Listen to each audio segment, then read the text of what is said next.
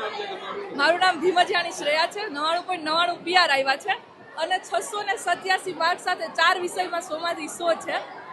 આ બધો શ્રેય સ્કૂલના ટીચર્સને અને પરિવારના સભ્યોને જાય કે એ લોકોનો સપોર્ટ છેલ્લે સુધી બહુ સારો હતો.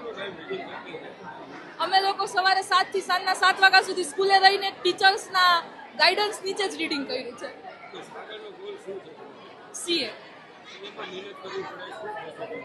સીએમાં મહેનત કરવી પડે, પણ અમારે લોકોને ખાલી ગુજરાતી મીડિયમમાંથી ઇંગ્લિશમાં આવ્યા એટલો જ ફેર પડે. બાકી સ્કૂલના એજ્યુકેશનને લીધે અમારી કન્સેપ્ચ્યુઅલ ક્લિયરિટી બહુ સારી હતી. એટલે અત્યારે હજી મેં સીએ સ્ટાર્ટ કરી દીધું છે, પણ કાંઈ વાંધો આવ્યો નથી.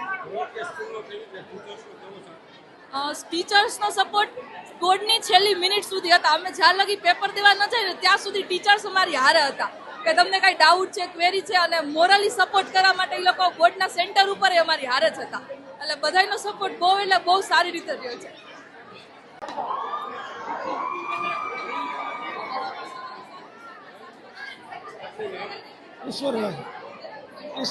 ईश्वर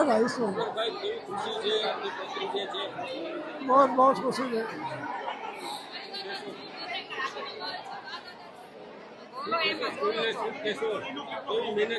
બહુ મહેનત કરી છે, અતિશય 16-17 કલાક મહેનત કરી.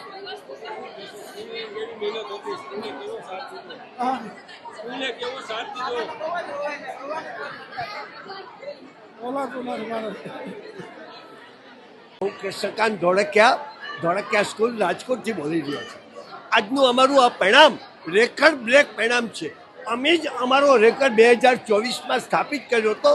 700માંથી 686 માર્ક ભુવા હેન્સીનો. એ રેકર્ડ આજે અમારા બાળકે તોડી નવો રેકર્ડ બનાવ્યો 687 માર્ક. આ અમારા માટેનો આજ ગોલ્ડન દિવસ બન્યો.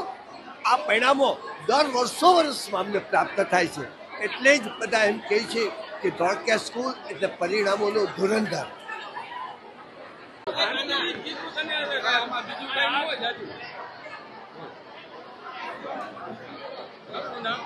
મારું નામ જાડેજા લકીરાજ છે. JK Dholakia school. માર્ક મારે 675 ટોટલ છે ને 99.97 PR છે. ગોલ મારે સીએ પરસ્યુ કરવું છે, સીએ બનવાની ઈચ્છા છે.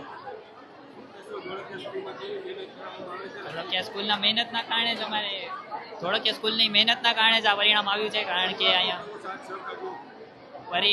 પરિવાર તો પહેલેથી સાથ સહકાર આપે છે.